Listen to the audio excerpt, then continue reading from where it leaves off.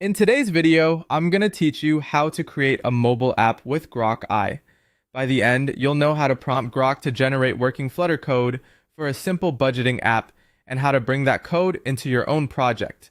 First, head over to grok.com in your browser. This is where we'll interact with the AI. Once the page loads, look for the chat option. Clicking chat opens the conversational interface where you can type instructions and receive code, explanations, and follow-up suggestions. In the chat box, you'll type your prompt. The key is to be clear and specific about what you want. Think of it like a product brief. Describe the platform, the features, and the style. For this walkthrough, we'll use a straightforward example so you can see what works well. Type a prompt like this. Create a simple Flutter mobile app for a budgeting app. It should include an add expense button, a list of expenses, a total amount display, and a clean, modern UI. That level of detail helps Grok understand the structure, the components, and the visual tone you're after. If you already have preferences, such as state management or theming, you can include them too, but keeping it simple is great for a first pass.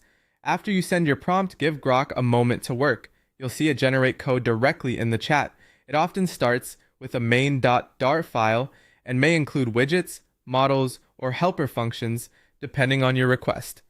Let the response finish so you capture everything. Sometimes the answer comes in multiple code blocks.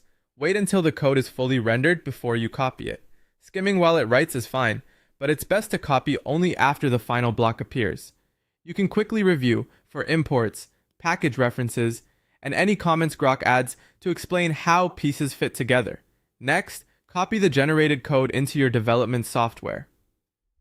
Open your preferred editor, such as Visual Studio Code or Android Studio, and navigate to the relevant file in your existing Flutter project.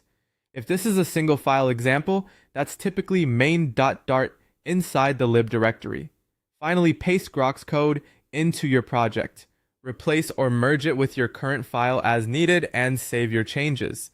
Keep notes on what you paste so you can adjust UI details, colors, or text later. If something looks off, you can return to the same chat and ask Grok to refine specific parts without starting over. That's it. You've used Grok to generate a simple budgeting app and move the code into your project, ready for your own polish and customization.